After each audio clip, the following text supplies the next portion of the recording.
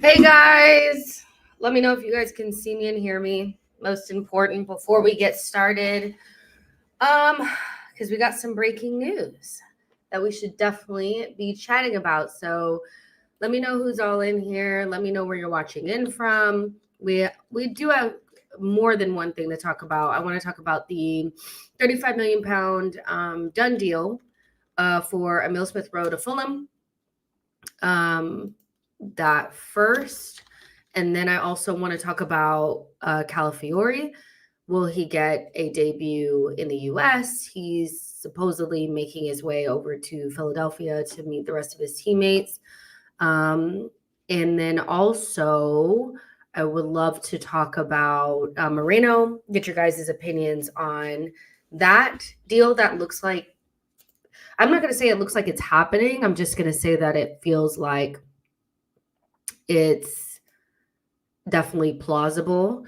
And then we can also talk about like what we've seen in preseason so far, because there definitely has been some, I would say, some surprises with some of the youngsters. So yeah, we're going to get into all of that. So this show's probably going to be a little long, but if you guys, got a little snack and something to drink, you guys get into the chat. This can be a really, really fun show. Obviously with some sad news because of Emil Smith Rowe, but I feel like we all kind of knew this was going to happen. So I'm not sure how sad, I don't know. I feel like we knew this was going to happen. So I don't know how sad some of you guys will be, but we'll see. Let's see. Bex, no. Stop. Can you stop? Thanks. All right. So let's use all in here. Let's see. Lloyd says, I feel sorry for my boy Emile, but if it's good for the club, so be it. Zach 10 says, hey, long time no see, Miss Black. Long time no see for you as well. Thank you so much for joining the stream. We're going to get into it all. Elijah says, I'm watching from London, UK. Let's go. Mr. Abdu says, I'm over the moon that ESR is gone. We need to move on from the clinginess as a fan base and focus on winning at all costs. This is good for the fan base, like Wenger needing to leave. Growing pains. That's a take. That's definitely a take. That's a take and a half, really. Lloyd says Noeri is ready for the first team now. He can add some needed depth in midfield. So let's go ahead and get into the actual Smith Rowe stuff. So yeah, this is a big deal. He's making so much noise. I'll read the Fabrizio Romano tweet first and then go into the Sky Sports stuff. So Emil Smith Rowe to Fulham. Here we go. So it's done, guys.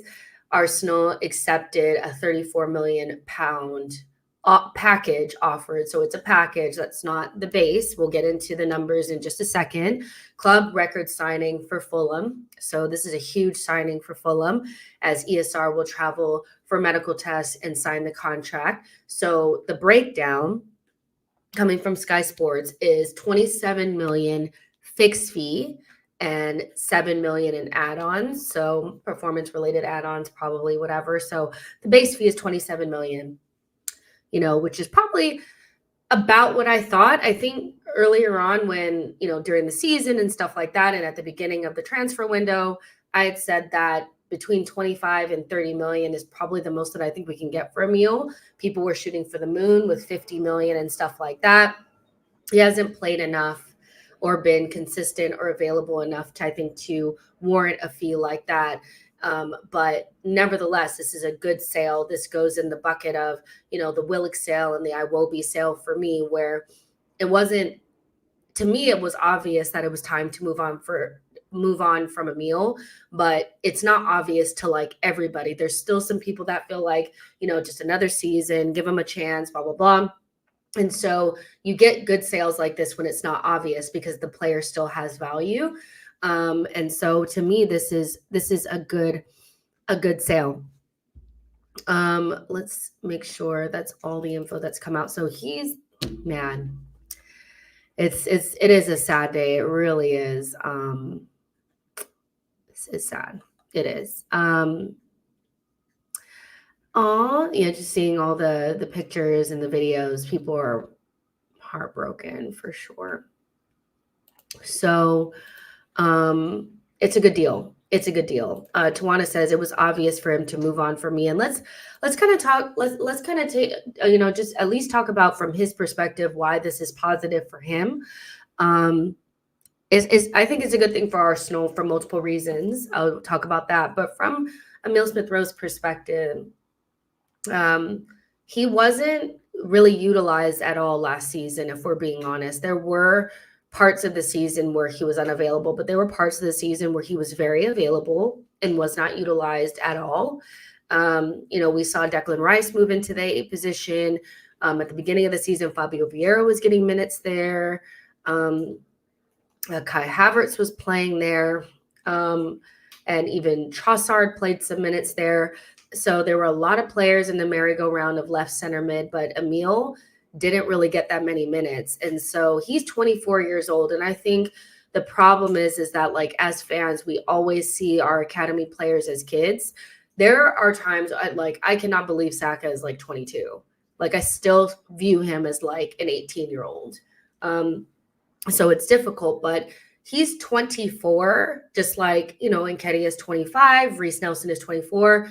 They are pre-prime, like right going into the meat of their like career. This is the time for them to really be playing a lot of minutes, getting first team minutes. And so for Emile, if he's not going to be a starter for Arsenal, which he's not going to be, and I know that a lot of people still view him in the light of 2021, where he came in and he was a breath of fresh air. And then, he had the season after where he scored those 10 goals. People are still viewing him as that player, but genuinely so much time has passed. So much time has passed since then. Like, it's like we're a completely different team from that time where it was basically just Saka and, Emile and Tierney pulling us over the line. We're way beyond that now, so there are hard decisions that need to be made. And I think from his perspective, he's going to be a fabulous signing for Fulham. As long as he can stay fit, he is going to be really, really good for them. And this becomes a really good sale for us. One thing that stood out to me, I don't know if you guys don't follow me on Instagram and TikTok, you guys should be, but if you're not, for those of you guys who do follow me, you guys will know this. For those of you guys who don't, you won't. I was at the game against Bournemouth, and I was also at the game against Man United for preseason. And what has become abundantly clear in a short amount of time is that we have 3 players, 2 of whom probably are ready to move into the first team. And the only way that they can move into the first team is if there's a spot for them. There is not really like a world where, Emile can still be trying to break through and also Nweri can try to break through. That's not really feasible. There needs to be minutes that are opened up. And so the minutes that we're talking about is like Carabao Cup minutes, games against Luton at home or Luton type teams at home. Those types of minutes need to be going to Ethan Nweri. Those types of minutes need to be going to those players, And so it's the perfect time for Arsenal to move Emile on, to move Reece Nelson, to move Nketiah on, to allow this spot to be available for Ethan. Like, Nweri has been so good during preseason. I get it. It's just preseason, but I think there's enough evidence out there that he's ready for first team minutes, not necessarily to start, but to break through. There's no need for him to go on loan. He can definitely, fill in in the wing spot. He can fill in at creative midfield. He has enough personality, enough technical ability. He's physically strong enough to take on those minutes. And so from Arsenal's perspective, bringing in pure profit, 27 million plus 7 million in add-ons for Emil Smith Rowe, Emile moving on to play first team minutes at a Premier League side and being able to add Nweri in to take over some of those minutes, and then also being able to bring in another midfielder is kind of like the perfect scenario, because we're not going to be bringing in a marquee midfielder. So this is a good way to kind of like get a new player in from your academy, get a new player in that's kind of like a filler. We'll talk about Merino and Fabio Ruiz in just a second, but it's kind of like the perfect scenario for everybody. And I know there's going to be tears. I know people are going to be upset. What do we do about the Saka and Smith Rowe song? Genuinely, this is like the perfect timing for all of that. So it just worked out. And a lot of credit to Edu, somebody that, I'm very critical of when it comes to sales. I do think that he got a good sale for Emil Smith Rowe. I think this is a good start to hopefully a continuation of good sales.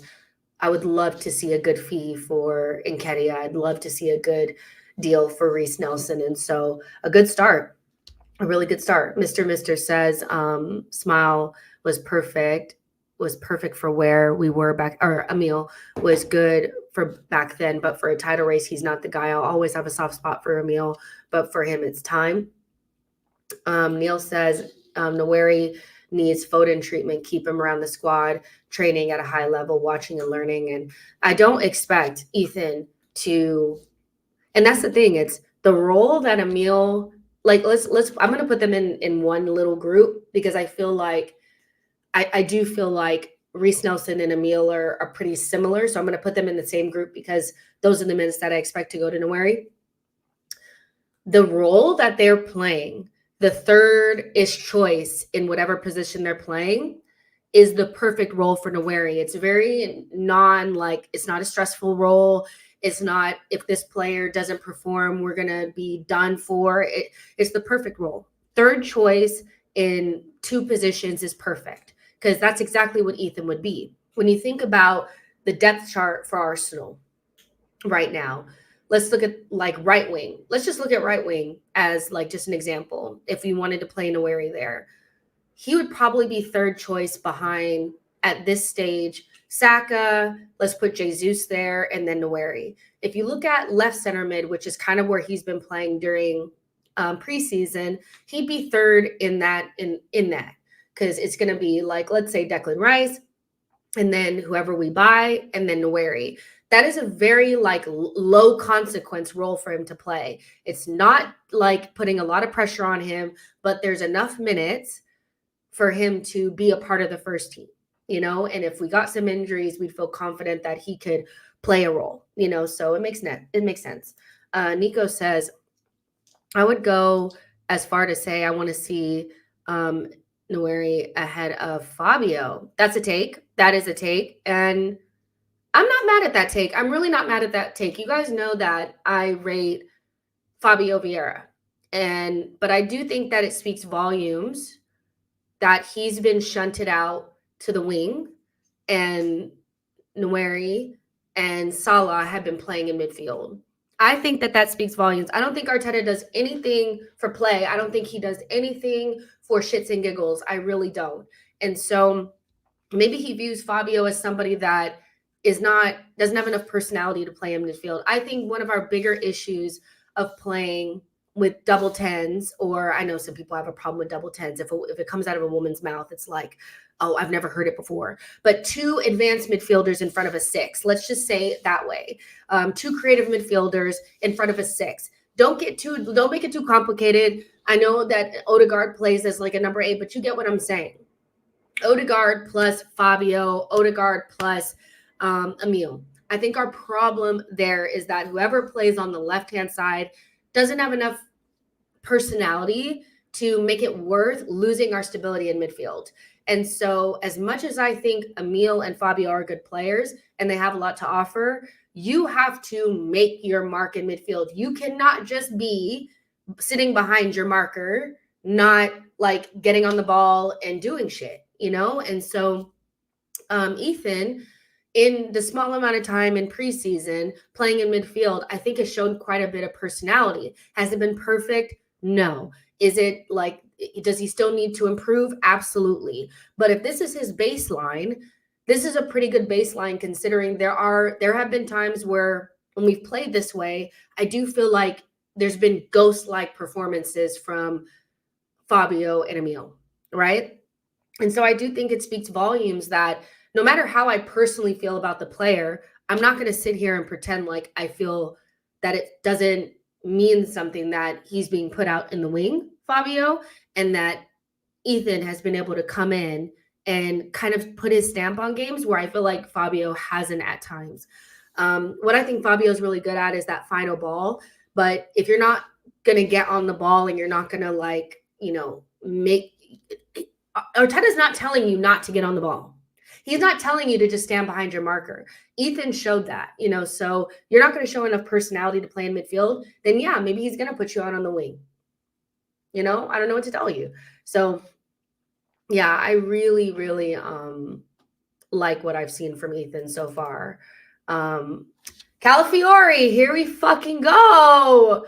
Okay, let's fucking go. Official confirmed. Calafiori joins Arsenal from Bologna on a 5-year deal. Wow. I want to watch this on here. Hold on. Oh my gosh. How cute.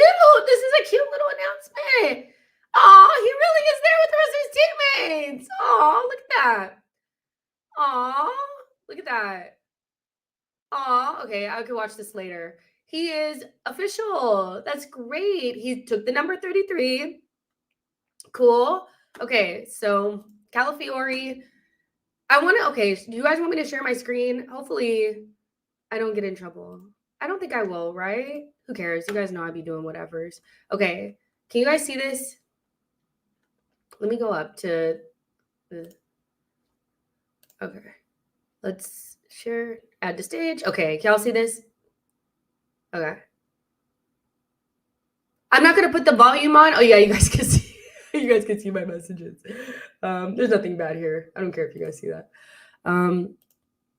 But let's see. I'm not going to put the... Should I put the volume on? Fuck it. Let's do it. Okay. How cool!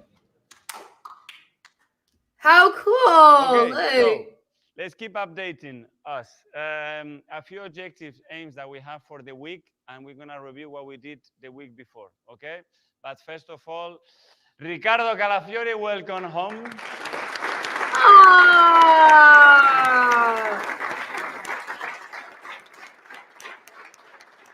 Oh, I got a little dopamine. I got excited. If you wish.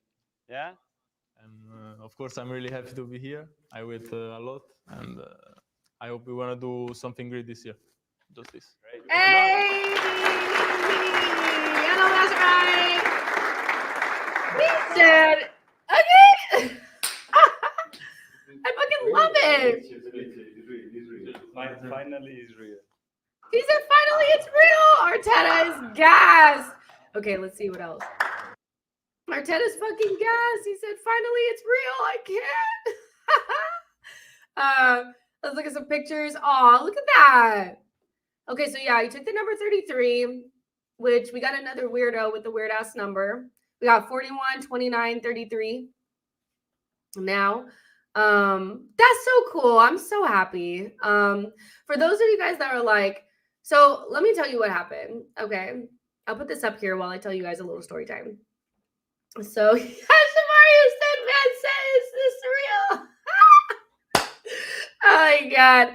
Okay. So here's the thing is I tweeted a couple of weeks ago that I didn't think we'd get Calafiori, not because I didn't want us to get Calafiori or not because of anything other than the fact that he's Italian. And I just always had it in the back of my mind that Juventus would swoop in or some shit. You know how it is. You have that little bit in the back of your mind. Right. And, I'm my whole thing is, it's not some people want to be mad about something. I wouldn't have been mad if we wouldn't have got him either, because it just, at the end of the day, how many times do you see Italians go straight from Italy to the English Premier League, let alone Arsenal? It was just a little bit of my doubt creeping in, right? And Obviously, I got absolutely slaughtered for it, which is fine because it's like they're like, haha, you got something wrong. I'm like, I got a transfer prediction wrong. Who cares? But at the same time, it's like I want Arsenal to get the transfers that they want. So of course I'm fucking happy that we got him. The fuck? Of course I'm happy that we got him. It's not about me being right. It's about like, wow, like we actually got an Italian straight from Italy. That is fucking crazy, and a good one at that, right? So I'm fucking gassed. I love him because he's ours. Like, hello, he's now instantly the best left back / left center back in the world. Like, period, because he plays for Arsenal. Let's be serious.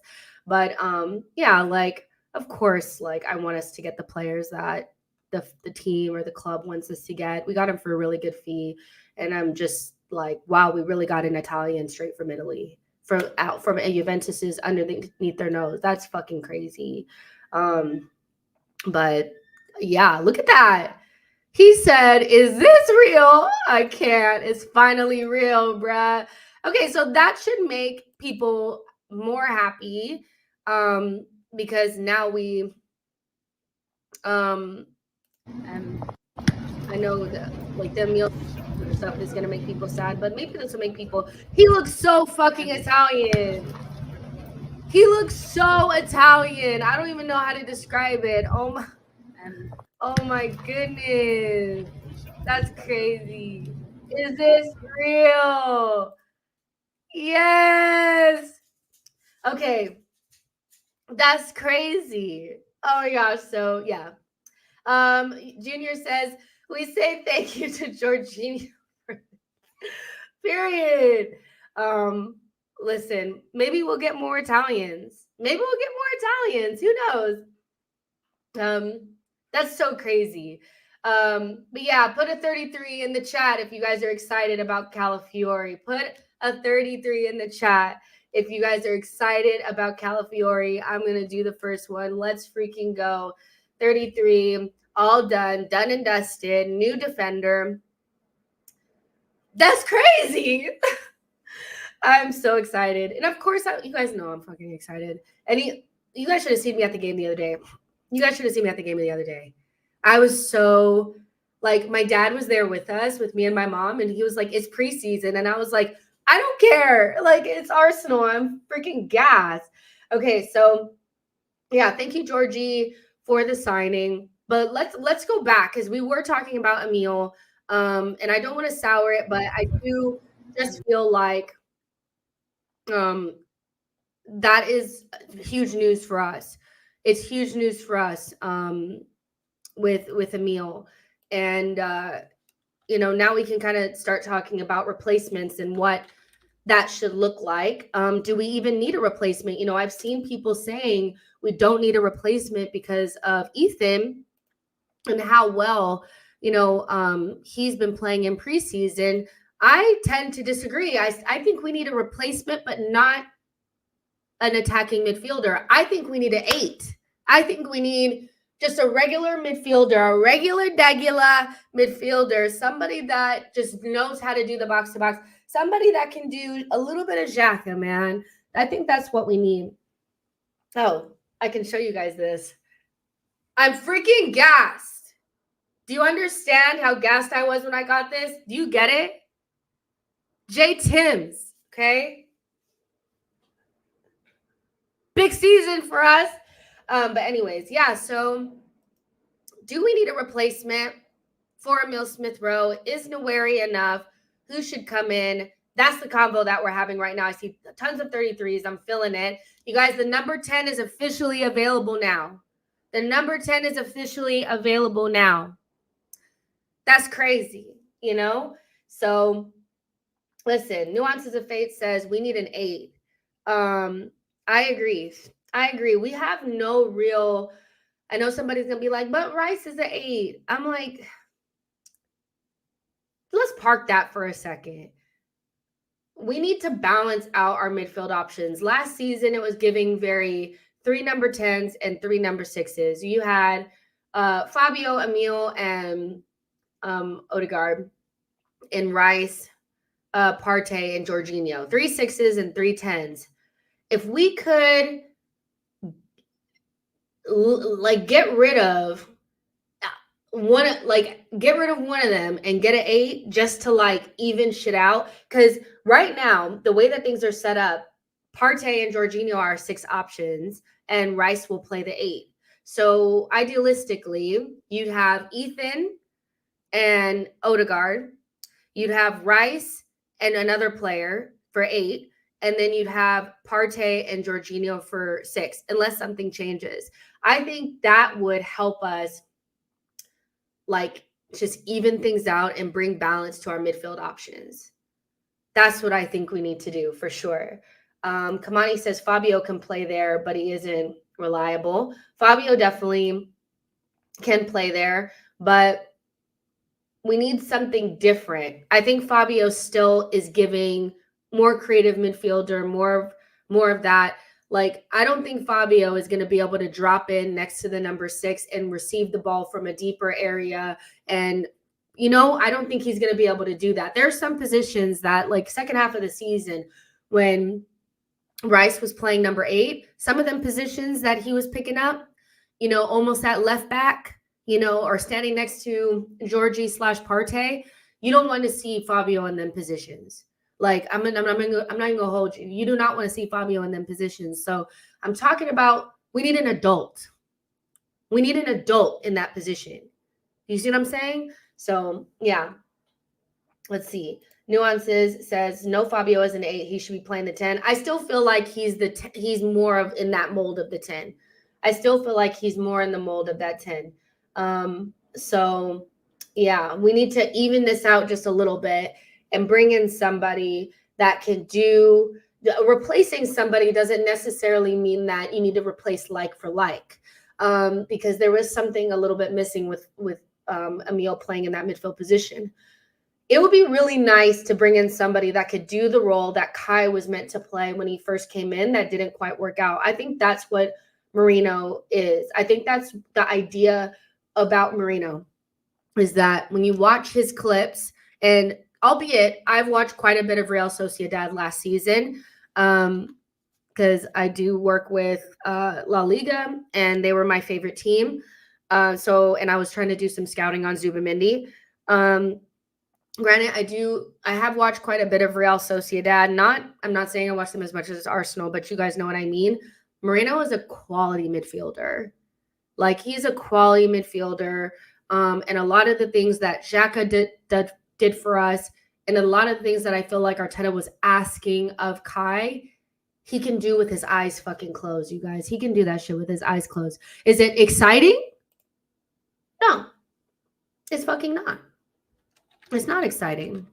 It's not exciting. But just because something is not exciting doesn't mean that, it's not what we need. Now, a lot of people were saying, oh, well, Xhaka, we should have just kept Xhaka. Xhaka would have been perfect in this midfield. Is Xhaka an exciting player? No, he's not. Don't even lie to me. Don't even lie to me. I don't want to see anybody in this chat talking about Xhaka as an exciting player. No, he's not. He's not an exciting player. He's not an exciting player whatsoever.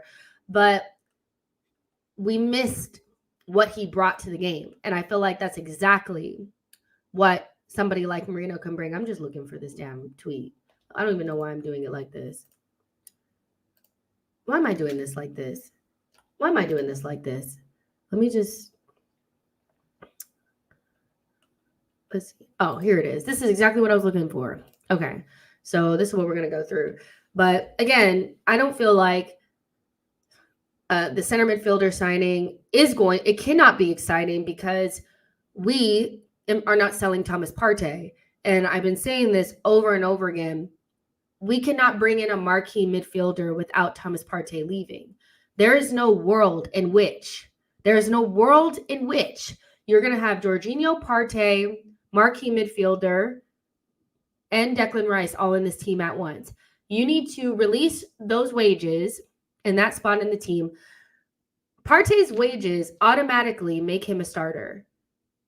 That's the problem. The types of wages that he's on, similar wages to Saka and Declan and Odegaard, are starting level wages. And so he is a starter. And so if you want to bring in a marquee midfielder that's also going to be a starter, he would need to go. And so there's no real links to him going. There's nothing really tangible. And if he wants to run down his deal, then he's going to run down his deal. That means that whoever we're going to bring in is probably going to be more of a filler. And so I feel like that's why we're seeing more of like the Merino links than like Bruno Guimaraes or something more exciting. Right. And so that's just what it is. That's where we're at, and this is why last summer and this summer, I was like, you should probably try to sell him because now we're going to have him running down his deal. And he's very unreliable when it comes to his fitness. And I'm not even going to hold you. He hasn't looked very good in preseason. Now, he needs to get up to speed, but we know it takes him a long time to get up to speed. So, yeah. We'll see how that goes. Mr. Abdu says, what we need is a time machine to bring back Carzola, Sanchez, and Henry. I mean, you're talking about players that we've probably never seen another one like it. So, but I hear you. Sean says, less so in terms of style of play, but more in terms of what he brought to the side. Xhaka was more of a metronome. Metronomes in music are never exciting by definition. I hear you. James says, we get Merino and a good winger.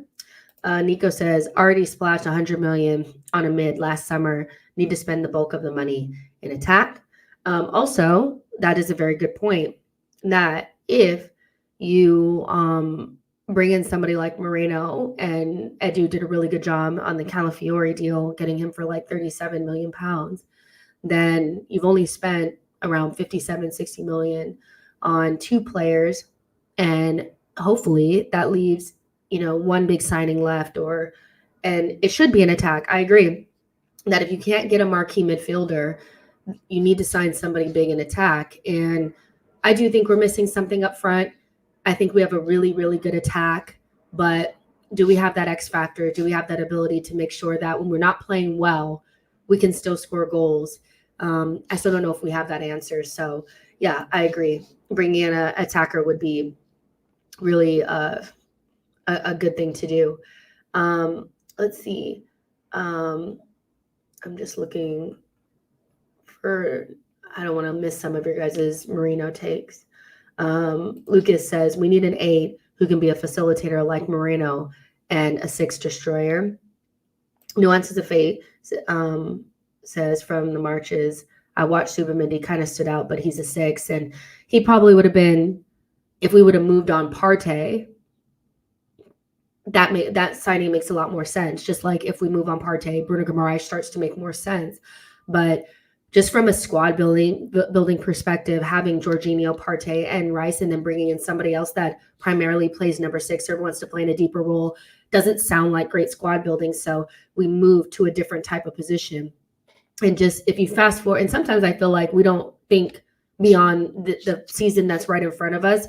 When you think about the summer of 2025, what you're going to be looking at is Jorginho and Partey both leaving, which opens up a huge gap for Arsenal to bring in a marquee number 6 or 6/8 or whatever you want to call it. You will have maybe somebody like Merino, and you'll have Declan Rice, you'll have Ethan with a year under his belt, you'll have Odegaard, and then so we can start looking at a more balanced group of midfielders in terms of age profiles and stuff. We won't be getting so old. And so it makes sense. It's fine. If you can't get something marquee, that doesn't mean you don't improve, but maybe you improve in a different way. And I think that's all that Merino really is. I'm all on board for the Merino signing because I actually think he's a really good player. But I understand some people are totally against it because it's not exciting. But I don't actually think it just needs to be exciting and expensive. I think we need to think, what was our problem last season? And I think at the beginning of the season, we were trying to play Kai in a position that didn't necessarily suit him. I would love to see that idea revisited with an actual midfielder. So yeah, Samuel says Calafiori announced. We went through it maybe about 10 minutes ago. We were all talking about it, but yes, he has been announced. Sean says almost everything remaining in the attacking market is waiting on the linchpin of Nico deciding where he's going to go. A lot of dominoes fall quickly after that. And the rumor out there now, which I don't know if it's actually right or not, is that he's going to stay at Atletico Bilbao. And I think mostly his options are stay for another year so that Barcelona can find a way to scrape together some pennies so that they can get him next summer, or they figure out some fraudulent way of getting him now. I don't think he's coming to us. Not because, Edu's a fraud or anything like that. It's not an Edu thing, and it's not an Arteta thing. It's not a why can't we attract the best players thing. It's just some players just I only want to go one place, and if I don't go that place, I'm just going to stay where I'm at. Now, I was thinking something similar about Calafiori. I was thinking if he can't go Juventus, whatever. But maybe we can convince him, but I do feel like he's pretty set on going Barcelona or staying at Bilbao, especially because the wages that he's on at Bilbao are outrageous. He's on extremely high wages. So he's not really he doesn't need to be in a rush to get money. Like, he's fine, So I think, there's trying to convince him. If you can't convince him, maybe, he stays and then we move on to other targets. I do think it's strange that we haven't tried, not strange, but I do think it's telling that we haven't went for Pedro Neto. I feel like, Neto is just right there, but his injuries, it's his injuries. So we'll see how that all unfolds, but also Reece Nelson and Nketiah going, I think, are the trigger also for us to make a move for an attacker. So yeah. Let's see. Neil says, what wage do you think we would give Williams? He's on 220 now. I don't even know, child. I don't even know. That's another thing. It's just like, he was really good in the Euros. I'm not even gonna lie. I think he was really good. He was exciting. Him and Lamine Yamal were giving all like the vibes. They were so good. They were by and large, like they were clear of everybody else in the competition and more than deserved to win the Euros. That being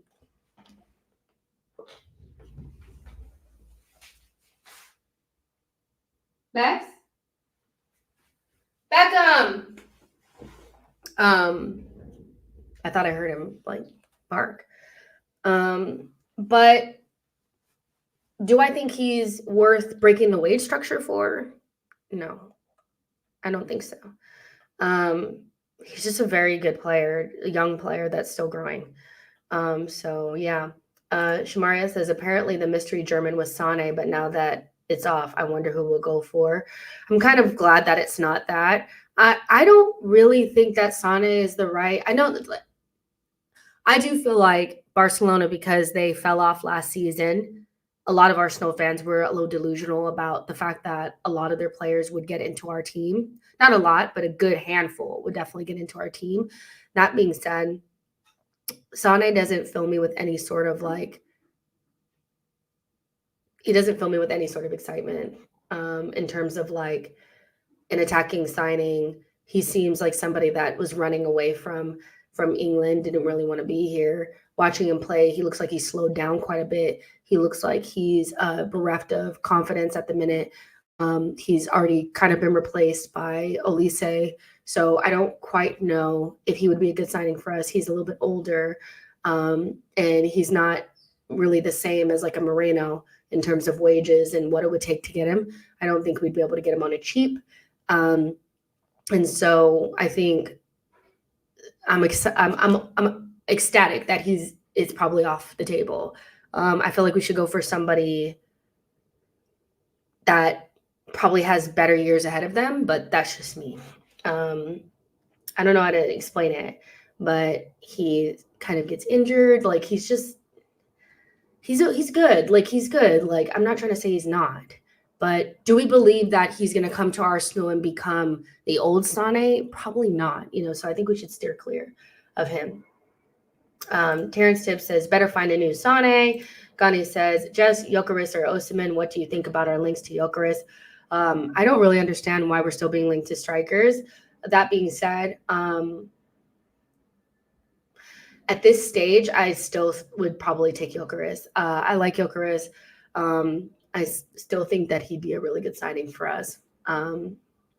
Osimhen, something about it just is like, but I think that's the thing about the striker market right now. It's like nobody's really like, oh yeah, I'm so excited. Maybe like 2 years ago, if we were in for Osimhen, I think we'd all be like gassed. But I think Napoli's poor season plus him not really playing well, probably as a result of that, has left me like, and the fact that nobody wants him and Napoli are like, okay, is somebody going to come get him? Makes me feel like, so yeah, I don't know. Should we just wait until the striker market kind of heals a little bit so that we're not just buying somebody for the sake of it? Maybe, I don't know. So the celebration is pretty nice. I do like the celebration. But right now I think the winger is probably what I'm looking at as like the next, okay, so what are we going to do there? I'm okay with Merino. I think it makes sense. Like Nweri is like a new signing for us, seriously. So let's just see what we do. Let's see. Neil says, I could see Sane, because of his girlfriend and child living in London. I don't like these things adding there. Sane, something about it just doesn't feel like what we need, but he's worked with Mikel before. Maybe he can revive him a little bit, but he seems like somebody that might need a revival. Do you know what I mean? Like he needs somebody that needs a little bit of like a zhuzh. And I just don't feel like I want to go into the season having to fix anyone. He feels like he needs fixing. So team news and ticks has fallen off a little bit this summer, by the way. But yeah, Leroy Sané to Arsenal. I believe this was the mystery winger. The other day I got an update that it was off because Bayern Munich couldn't secure their targets. And, that would probably mean because they're unable to get Xavi Simons. Xavi Simons is looking like he's staying at RB Leipzig. So if he's going to stay at RB Leipzig, then yeah, they'd probably want to keep Sané. And then also Desire Doué, I think he's also looking like potentially going to PSG. So hopefully that shit is off. But we're monitoring the situation allegedly. So yeah. Nuances of Fate says, Arteta loves him astray. I can definitely see it. But does he, you guys, like we had spoken about this during the summer that one of our problems was our last season was X factor and maybe pace up top. He doesn't really, is he X factor? Is he pace? No, not really. Is he direct? Not so much, so I just see this as more of like an easy link because we like, he's played with, or he's worked with Mikel before at Man City. I feel like that's a very easy link to make. But does he necessarily do what we feel like we need? No, probably not. So yeah, I agree with Shamaria. Nico Williams would be so good for us. He kind of is the perfect option. Pedro Neto is probably not somebody that we'll look at because of his injuries. I would hope that we'd be smart enough not to look at him. And then there's also been another little sneaky link,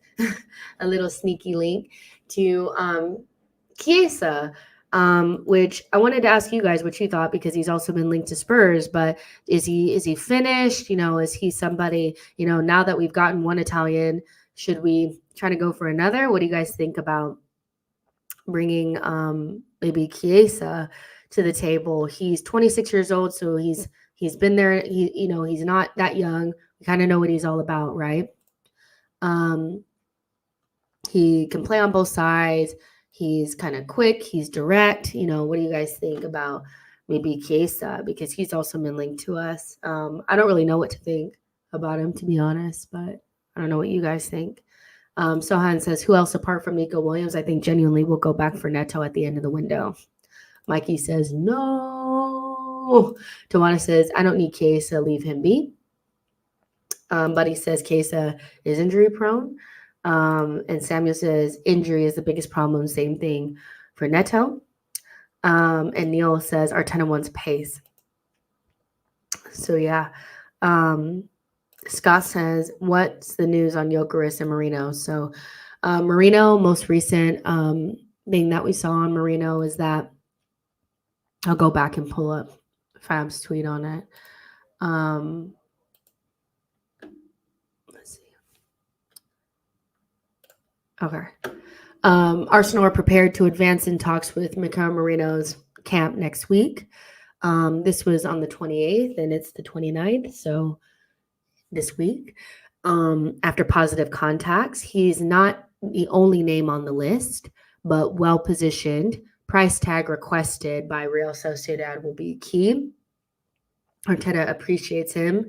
As soon as ESR leaves, Arsenal can proceed. So we're proceeding because ESR is gone.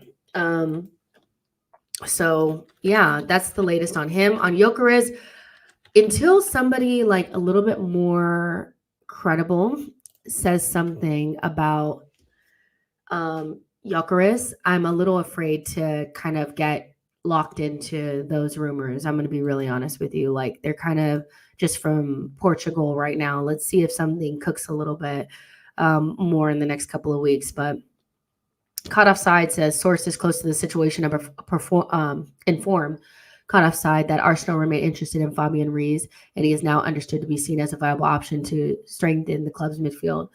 Okay, so let me just say this, that Fabian Ruiz's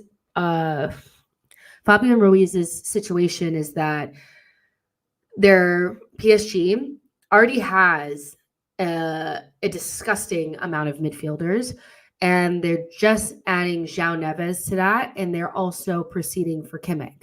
I saw that this morning, that Kimmich to PSG is like a very big, like, is could happen.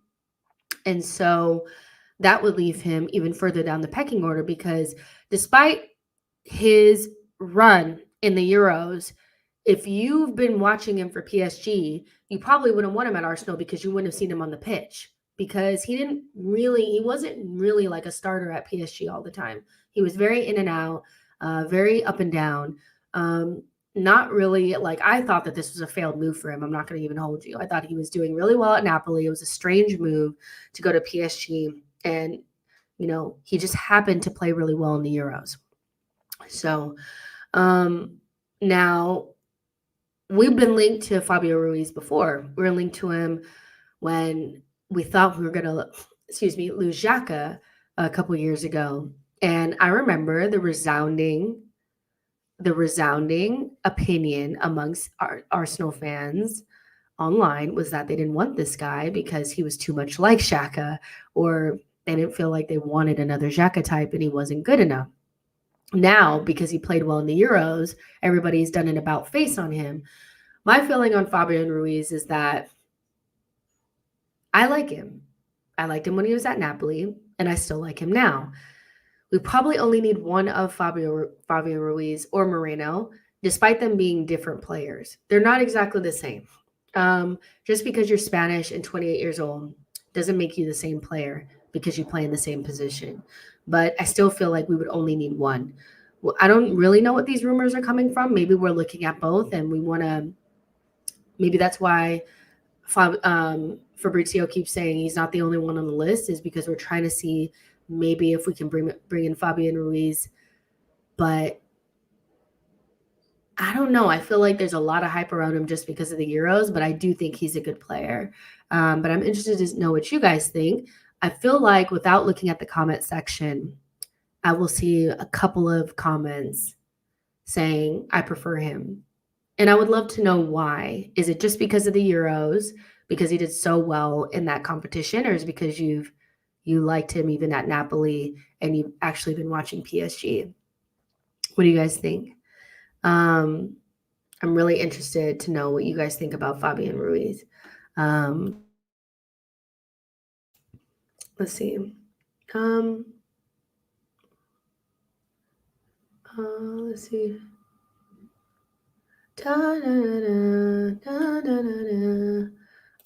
Troy says Arsenal going to need more signings to win the title or Champions League. Yes, jump in for Ruiz. Social Join says Ruiz ain't that guy. He's average. He did well in the Euros because he was mad fresh. Average dog. Okay. Neil says he's a quality player. Let's see. Wilsey says very, very in and out, very up and down phrasing. Let's see. The Arsenal perspective says squads needs building to another level. Sean said, I actually prefer Merino to Ruiz because of Merino's consistency and winning duels. The Arsenal perspective says, I've not watched Ruiz. I can't lie. Ibby says, I know F all about Ruiz before the Euros. Same with Calafiori. If Arteta wants him, no, then I want him.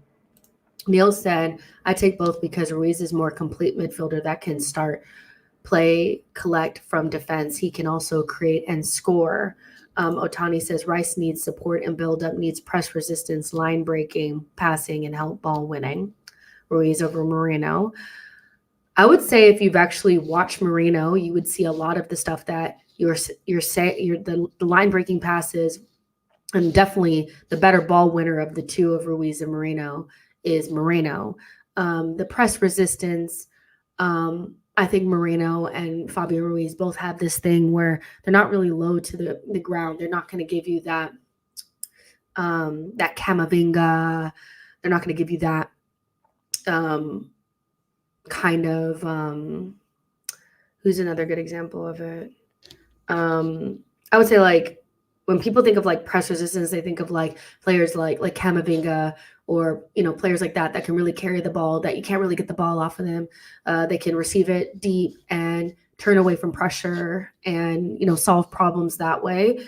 I don't think Fabian Ruiz or Moreno are necessarily those players, but I equally don't feel like they're the types that you cannot pass them the ball in deeper areas and they can't solve the problem. Because that's the thing, is you have to be able to solve the problem either with body positioning or, being able to dribble out of pressure or whatever. They can solve those problems. But I do think Moreno is the better duel winner of the two. I think Fabian Ruiz has that really good shot from outside the box. And, he has a lot of those like exciting traits that you saw during the Euros.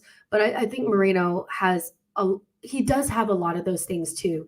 I actually don't think there's a lot in it, if I'm honest with you. I don't think there's a lot in it. Gunnar 2817 says Ruiz is press resistant, reliable, both build up and final third. He got a shot in him, which we lack. He's available on loan with an obligation to sign him next season.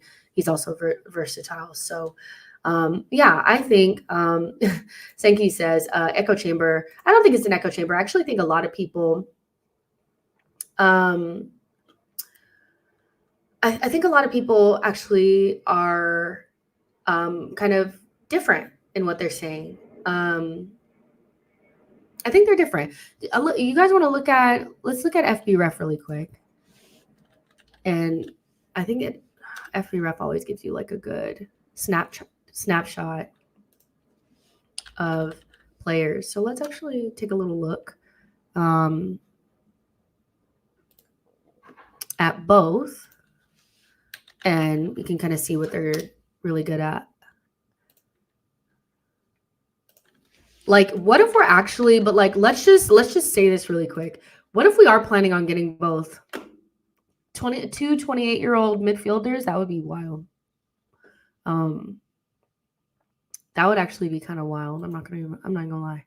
So let's remove this and let's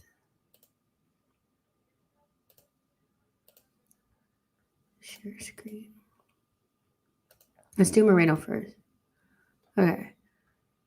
Okay. This is Mikel Moreno, left-footed midfielder. That's what I'm looking for. I want to see MF. I want to see MF, midfielder, attacking mid, CM, DM, wide midfielder, which basically just means he's just a midfielder. Thank you. That's what we need. 6'2", on good wages, like good for us means low. So we don't have to go too high. Last season, he scored 5 goals and got 3 assists and had 2 goals in the Champions League with 1 assist. Yes, you guys have been shopping for, you guys probably can't even see this shit because I haven't even put it up. Okay, let's go back. Let's start over. Okay, this is Mikel Merino, midfield, attacking mid, CM, DM, wide mid, which means that he's just a midfielder, left-footed, 6'2", good wages, which means low wages for us. expires in 2025, which means that he'll hopefully be cheap. Okay, so let's go here. Make sure you guys can actually see that shit. Okay, good. Cool. All right, so I always like ignore all this stuff at the top. This is what I'm looking at for the midfield, really. This midfield, this part, this middle section. The bottom part is fine too, but this middle section. Progressive passes are good. 76 percentile. It's not the highest, but it's also not shit. His successful take-ons are actually okay. 77th percentile. That's not bad. Touches in the attacking penalty. This is okay. This is what I'm trying to explain. Okay, so touches in the attacking penalty area. 93rd percentile. Progressive passes received. 76th percentile. This person gets into the box a lot. This is why I feel like the passes are low. Passes attempted, pass completion, mostly because Zubi is doing all of that. He's doing all of that. So I looked at a scouting report thingy where they were doing like a scouting on Zubimendi. And it kind of spoke about Merino as well, that their roles are Zubimendi is going to do a lot of the DM build up and all that. And Merino kind of like he supports him and helps get the ball up the pitch. But like his main role is like, it's really giving that Kai role. Late runs into the box, receiving the ball in the box, facilitating the left-hand side / right-hand side with those simple wall passes and those simple like patterns to like get us up the pitch. But he has so much more to his game. I want to quote Amadou Onana here, which everybody thinks I hate him, but I actually think he said something really smart the other day when he did his interview for his new for signing for Aston Villa. Just because you don't do something doesn't mean you can't do something. Okay? Because basically he was saying that just because I don't do these things doesn't mean I can't do these things. Just because his role at Real Sociedad was to kind of do a little bit less of the buildup doesn't mean he can't do it. He's Spanish, for goodness sake. Of course he can pass the freaking ball. But this is what he's giving. Now, aerial duels, clearances, tackles. We know what this is about. This is Mikel Arteta FC, like, down. Like, this is what he's all, like, this is what he wants. He wants the duels. Mikel Merino, like, wins the most duels in Europe. Like, that's his bag. Like, that's what he's about. So this is Mikel Merino. Caveated by just because you don't do something doesn't mean you can't do it. But the role that he plays for Real Sociedad does really make me, reminds me a lot of the Kai Havertz role that we were trying to get him to play. But because he couldn't midfield the way that we needed him to, it was a rough go. It was rough. We all know that it wasn't great. Now, let's look at the other guy. Do you guys tell I've had a couple cups of coffee? All right.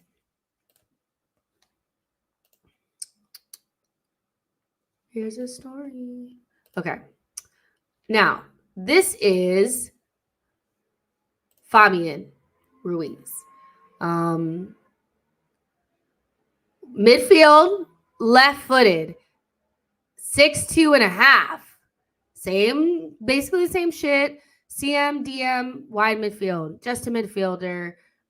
Much higher wages than Mikel Merino.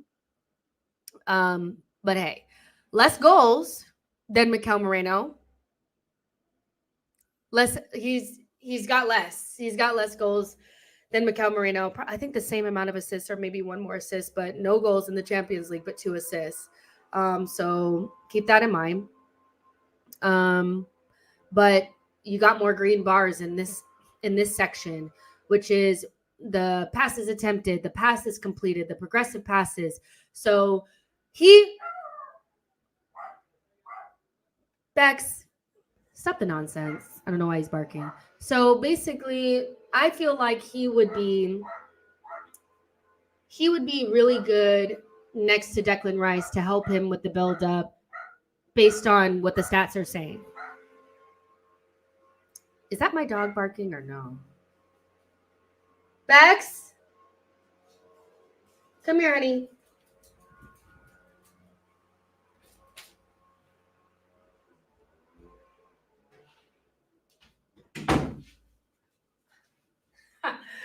The gardener's here. He was outside and he got scared. He was scared as shit. He got so scared. Okay. So yeah. If you just look at, Fabian Ruiz's stuff, it looks really good. Like it does. It looks good. He looks like he has more going on when it comes to, the passing and all that kind of stuff, but the aerial duels and stuff are different. So from my perspective, Fabian Ruiz is giving more Xhaka, Moreno's giving more Kai Havertz role. That's what it's giving, in my opinion.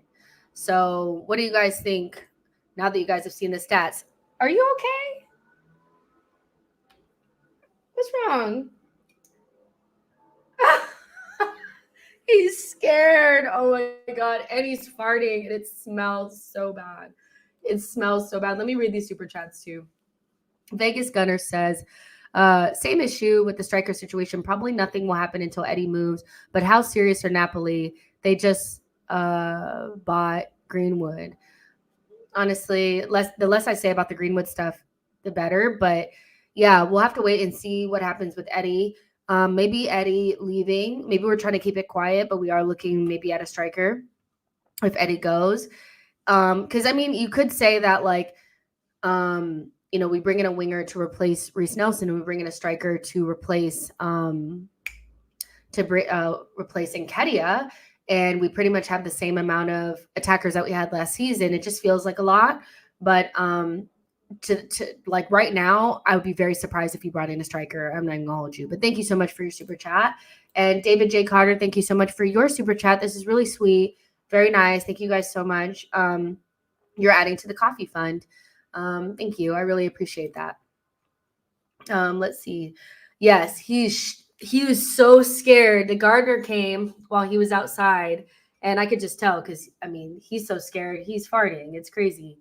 So yeah, Tawana says there is no Kai Havertz role just because it was a failure. It was just an Arteta Galaxy brain move, which didn't work. I actually do think that if you put an actual midfielder there, the role would work. I'm not as down on that role as other people. We quite literally had like a forward playing in that position. So I would like to see it again with an actual midfielder, but that's just me. Kwame says Jess Merino is much better.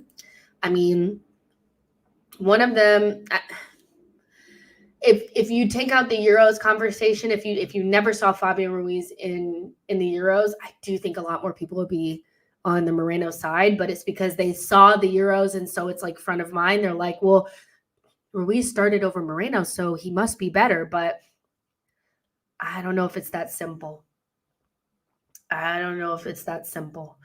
Let's see. Patrick says Merino plays like Edu did. Zubamendi plays like Arteta did. Oh, nice. That's a good comparison. I think Merino is much better than what people give him credit for. I do think he's really good. Nuances of Faith says Merino is definitely better defensively than Ruiz, but Ruiz is better offensive player. I mean, but Merino got more goals. So are we sure? No, it's not just about goals. We know sometimes like it's about the team that you play in. It's about the environment. I don't think the PSG move for Ruiz was a good one. But I do think Ruiz gives more the Xhaka vibe of things, and Merino is more of what Arteta wanted from Kai Havertz in that other role, but it just didn't work out. Buddy says Merino is more physical and more likely better defensively. Emile says Fabian Ruiz at Napoli was quality. PSG was a bad move. I agree with this. Let's see. Samuel says, I think Juve Ruiz was good. I think that version of him is much better than Merino. You mean when was he at Juve? Or was it just Napoli? Michael's saying no sound. Can you guys hear me or no? Raise your hand if you can hear me, because Michael is saying there's no sound. Hey, you guys could hear me 2 seconds ago. So let me know if you guys can hear me. It says audio's on. So yeah. Let's see. Samuel says, I think, oh yeah, I read that one already. Sound is good. Buddy is saying, Tawana says, we have to let Eddie go for a better quality because Eddie offers nothing up front. I don't want Ed, like, I'm not saying I want Eddie to stay though. That's not what I'm saying. I'm just saying that right now I cannot see us getting a striker. So I don't necessarily feel like I believe 100% that if Eddie goes, another striker will come in. Now you could say that, okay, well, if we lose Ruiz, we need to replace Ruiz, and we lose Nketiah, we have to replace Nketiah. But there's also, the idea of like, okay, well, are Arsenal just going to bring in one attacker and just go with less attackers? Instead of having, I think, 7, they would have 6, right? Martinelli, Jesus, Trossard, Saka, Kai, and it was Reece and Eddie. That's just 6. Is that just 6? Is that just 6? Who am I missing? Am I missing someone? Trossard, Martinelli, Jesus, Havertz, and Nketiah, Saka, and Reece. Nope. Yeah, that's 7. So we could go with just 6 because Reece wasn't getting no minutes. So those minutes, it's almost like, do we actually need to bring in somebody else or whatever? But there's just a lot going on. There's just a lot going on. I don't know if we could bring in the striker. That's just me. But yeah, Gunnar217 says Ruiz literally bossed the midfield and was probably the player of the tournament. Rodri just sat deep and allowed Ruiz to run the show. Yeah, but again, judging players based on how they play in a very short tournament with their national team is not really. I do feel like it's a failed way of scouting for a club.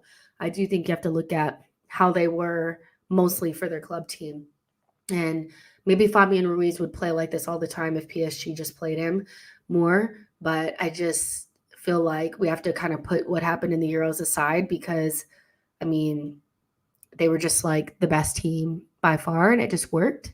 And he did boss it. He did.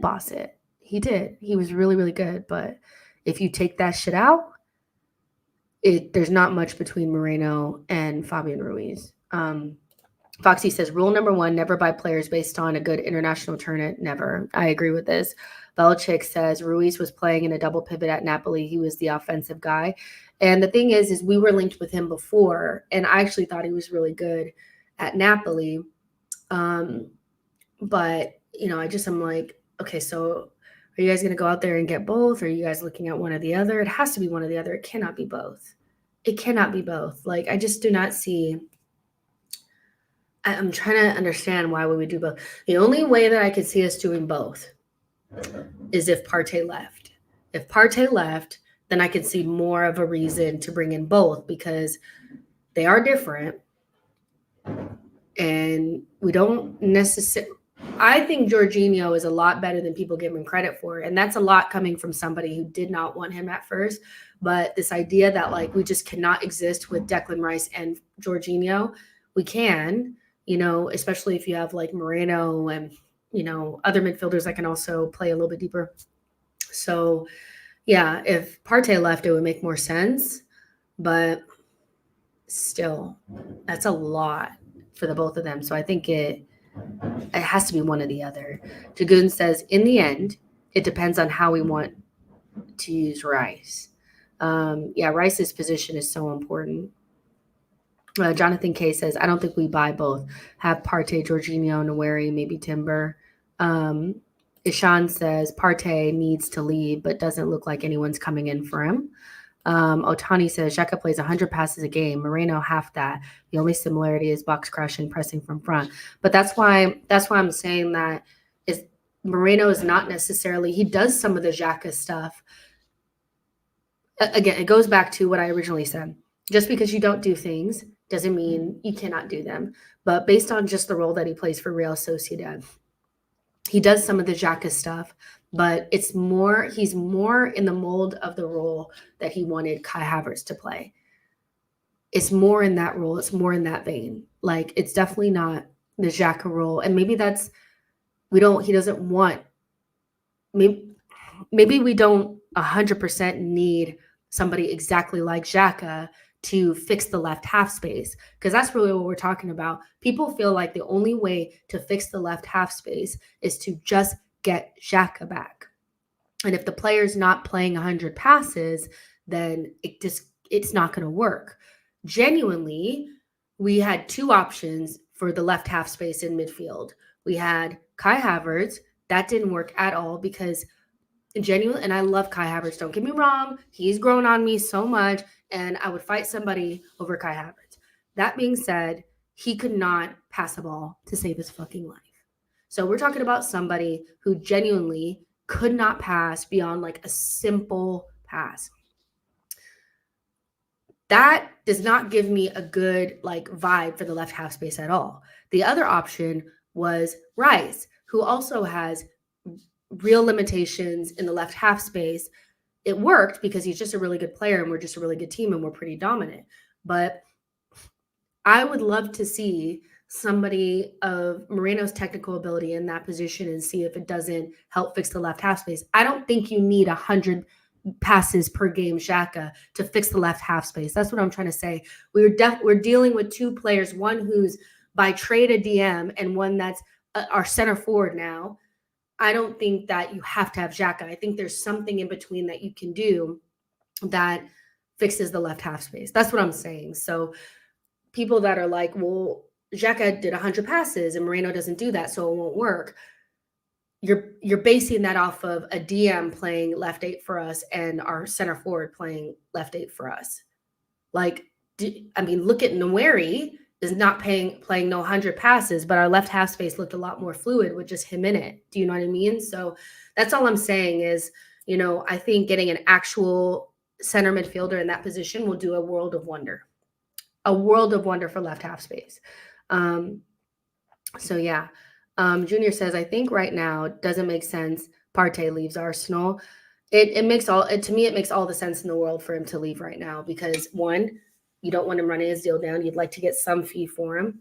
And two, he's so unreliable with his fitness. Even when he came back and played those last 5 games, he only really played well in like 2 of them. He was really poor against Man United. He was okay against Spurs. He had one really, really good game, and I think that was against Chelsea. He's very unreliable fitness-wise. And so we're still in the same position that we will be in where, if you don't like seeing Jorginho out there and you're mad because Jorginho doesn't have this, doesn't have that, well, we have to see a lot more of Jorginho because Partey is not available. And so it's only a matter of time before he has an injury that keeps him out for a couple of months. And so I do think it makes sense for him to go. It does. He's just not going to, and I wouldn't either because I just had a baby. I'm living in London and I'm getting paid £250,000 per week. So I wouldn't leave either. He has no obligation to leave at all, so I think he'll stay, but it's to the detriment of Arsenal, so that's just it. Sean says also Calafiori inverting at left back is going to have the same noteworthy influence on how you expect the left 8 to function. And, Calafiori is going to help too quite a bit on that left-hand side. I think I've seen quite a few people saying this, so this is not an original thought at all. Like I'm not the first person to say this, but Calafiori going forward is actually going to be the biggest change that we're going to see. This is probably controversial, but it shouldn't be, but I feel like because I feel like it's probably controversial to say, or people won't like me saying this, but I think both Tomiyasu and Kivior lack a lot going forward. I think they make us more sturdy, and so we're sturdy at the back, and so, we don't leak goals, and we're such a good team that it doesn't really matter. But genuinely, when they get into the left half space, it's really hard watch because they're not particularly good in the final third, like whatsoever. And so and Tomiyasu can be a little bit better, but like it's marginal. It's marginal. Calafiori is much better in advanced positions, so he'll definitely help us quite a bit. So, and I think again, rewatch more of those Merino clips with a clear mind. There are a lot of those passes into the left half space. There are crosses from the left half space. There are neat and tidy passes in and around the box. There's a lot there. he's much more than a box crasher and an aerial presence. He has a lot more to his game than that. So yeah, Shamaria says Calafiori does so much. It does so much good for our left half space. This is a really good question. Jonathan says, what happens to Zinchenko? He was already on the bench without Tierney. Calafiori, don't see him being happy on the bench. We should force him out for a fee, even if small. Can't force him out, but I think that's why you probably saw, this is just a guess, that's why you saw him change his agent. He made an agent change a couple of weeks ago. And so maybe he's seeing his role a lot smaller this season, even smaller than it was last season. And so I do think that by the end of the transfer window, it's a good possibility that both Kivior and Zinchenko will go. I think. And what I'd love to see, if it's feasible and if Arteta thinks it's, it's all up to what Arteta thinks, but I don't see why MLS cannot take Zinchenko's spot as the third left back in the depth chart as an inverted left back, and if we want to do the Zinchenko role, I don't see why he can't do it. I don't think he's not any more or less good defensively. I think he does struggle. I think he struggled at times during preseason in wide areas, but he has to learn that a little bit. But genuinely, when he comes inside, I don't see much of a difference between him and Zinchenko.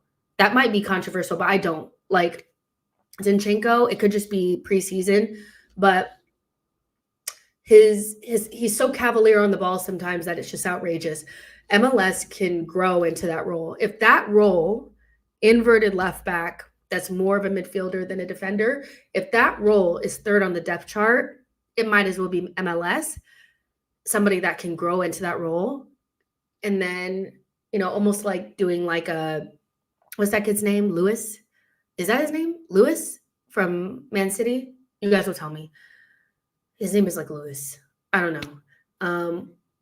He can be third in that, and Zinchenko we could sell. I like Zinchenko as a player. I think he's very talented, technical player, whatever. But genuinely, his role is so minimized that it could literally be MLS. And I don't think it would be that big of a deal. Because right now, it's going to be Calafiori and Tomiyasu, if he could ever be fit. I think Timber would also be used before Zinchenko. Genuinely. So it might as well just be MLS. So... yeah, I think Zinchenko could be somebody that goes. And that's fine because, again, he has 2 years left on his deal. And instead of letting him run his deal down, we could move him on for, I would take like 15 to 18 million for Zinchenko. I think that'd be a good return for somebody that we bought for like 25 million that's really injury prone. So, yeah. Social Join says that Salah kid was not bad. He's eager to pass forward and does turnovers, but there's a player there. I think so too. I think he's a little bit further off than the other two, but there's definitely a player there. Maybe he can, go on a good solid loan. That'd be great. Otani said we paid 32 million for Zinchenko. Was it 32 million? Let's look. Arsenal Zinchenko fee. I thought it was cheaper than that. It was 30 million. But you're right. So, but I still would probably take 18 million, 15, 18 million. We're not going to get more than that, but just to get him off the books because he's on decent wages. He's pretty injury prone. And I just think MLS could play that position.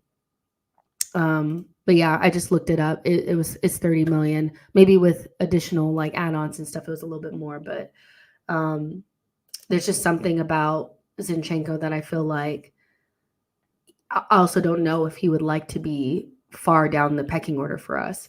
Foxy says, Calafiori, any Arsenal fans worried about the injury record at only 22? Notice that he hardly gets mentioned by anyone. Good player, had a great season, but wouldn't surprise me if he breaks down in the Premier League.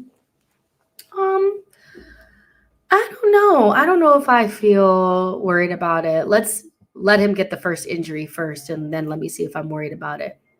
But other people are probably worried about it. Social Join says Zenny can get us coin for our final defender purchase. Come on, Bayern.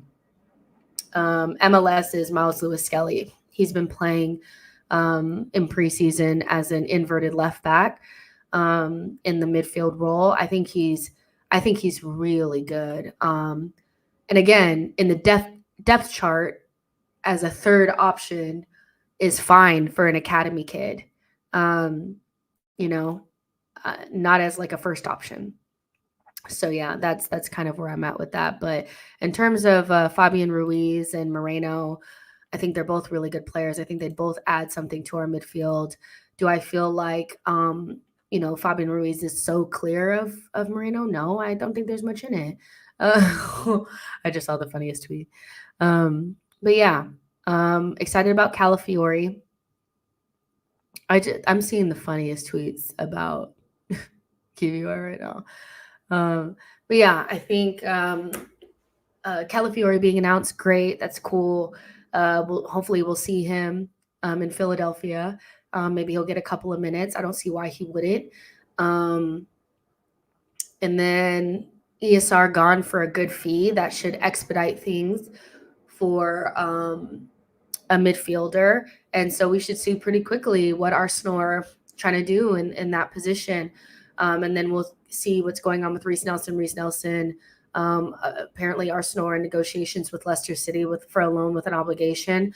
I think Nketiah is probably the slowest just because Marseille are acting like they don't have any money, of course. And, I don't know. Arsenal want 50 million euros. I don't think that what is that, like 42 million pounds or something like that. That's not a bad fee for Nketiah. I just think it's going to be hard to get that from a European side. So we'll see what happens with that. But we're moving. I cannot with these KVR tweets are making me die, man. I'm dying. I'm dying. So funny. Admiring Zombie says Tierney will go. Yeah, I'm not really thinking about like Tierney is somebody that he's definitely going to go. I just don't know if it'll be now because of his injury, but we'll see. He might be a canceled contract just to get him off the books, to be honest. So yeah, Artie says Arsenal might get both if Ruiz is alone for the first year. Doesn't mean we are still in for attacking a player. We have to get an attacker. Like a second midfielder is less important than an attacker. Like for me, it's get a midfielder, get an attacker, and then if we have room to do something else, then do it. But genuinely getting Ruiz and Merino is gluttony. If we don't get an attacker, it's just gluttony. We need to get more than that. Or we need to get the attacker first. I'm sorry. Like imagine not getting an attacker in this window. Imagine, like, as much as I want to believe Jesus is going to be like a new signing, we know what his peak is going to be. Like, we know he's still going to miss the obvious chances and shit. What have you guys made of Jesus, though, before we get out of here in preseason so far? I have thoughts, but do we think he's going to be like he first came in, or do we think he's still like, what do we think? Because Jesus is an interesting one, because if he could be anything like the player that we first signed, I'm happy with that, because that was probably one of the best, like the best forward that we've seen at Arsenal since Sanchez. But I still feel like I still want somebody else to come in. So yeah. Melchik says you got a good fee for ESR, even if he's talented because of the injuries. Yeah, that was a really good fee. Retro Game says we want a challenge for everything this season. We need a lot more signings, presuming we will sell a handful. What is a lot more signings? I mean, I think genuinely like a midfielder and an attacker, and we're kind of good to go. A lot more. I don't know if we need a lot more. Otani says, could see Zinchenko at Monaco, Frankfurt, Lazio. Admiring Arsenal won't sign Ruiz. Shamaria says, Martinelli looks promising. Another player that we lost both Jesus and Martinelli. Like, when you really think about it, last season, for us to score as many goals as we did was actually really mostly due to Kai Havertz and Trossard, if we're honest. Like, I watched the season review again the other day, and from last season, I was like, actually, Kai Havertz and Trossard scored a lot of goals for us in a season where we lost two key, like the season prior, Martinelli and Jesus were starting attackers for us that, were, and it wasn't even like a conversation, and we lost both of them. For different reasons, but mostly injury, I think, related for both. And so having both of them back, hopefully in good form, like they were the season prior, would be great. It would be great. 11 says Jesus is a baller, but he is streaky. We need another option for sure. Retro says 3 midfielders and a striker. 3 midfielders, I think, is a lot. Like, that's a lot. I don't think we need 3. Like, saying we need 3 midfielders this summer is, I think, a lot. I think it's a little bit too much. We still have, we have Odegaard, we have Rice. We know those are our starters. We're trying to see who's going to be that other starter. Is it going to be Partey? Is it going to be a new person? Nouri coming to the fold, I think, is important. I think we need max 2 midfielders, 1 at the very minimum. Like, 1 could do us so well this summer, and then 1 attacker. Like, 3 is crazy. That's a lot. So yeah. Let's see. Stefan says, "Hi Jess, Martinelli looks electric." A gross understatement in my opinion. Yeah, he looks good. He looks good. And we need him to look good. And hopefully fixing the left half space will help him and just get him some more confidence. I think he lost confidence. Like, genuinely, he couldn't trap a ball. So yeah, Samuel says Sky Sports saying ESR already left camp. Yeah, he's gone. So yeah, it sucks, but it means that we are going to be getting another midfielder, which is great for us. So I don't think, you know what I want to say this too, is that people love watching Emile, and I think Arsenal fans are still going to love watching Emile. And they'll actually get to see him because he'll actually get to play. So I don't know if that makes sense, but it's kind of like a win-win. We're not going to see him play for us, but at least we get to see him play for someone else, and I think that that's important. But yeah, it's a really, really good sale for us. So yeah. But yeah, let's go ahead and get out of here. We've been out here for an hour and a half. We got the Calafiori announcement. That was so good. I want to go watch his interview. He speaks good English, which is crazy. And ESR is gone. So yeah, make sure you guys like the video and subscribe to the channel on your way out. Thank you guys so much for always joining. I love seeing new faces and old faces, new names, old names. You guys know what I mean. And we'll see if me and Deluded can get on a show soon. He messaged me the other day going in on me because he was sad that ESR, he was taking out his frustrations on me, which is so mean. But you guys have been asking where's the show. And so hopefully I can get him on Thursday and we can do a little show for you guys and definitely talk about ESR and some of the midfield options and attack. But yeah, make sure you guys like and subscribe on your way out. And I'll see you guys in the next one. Bye, guys.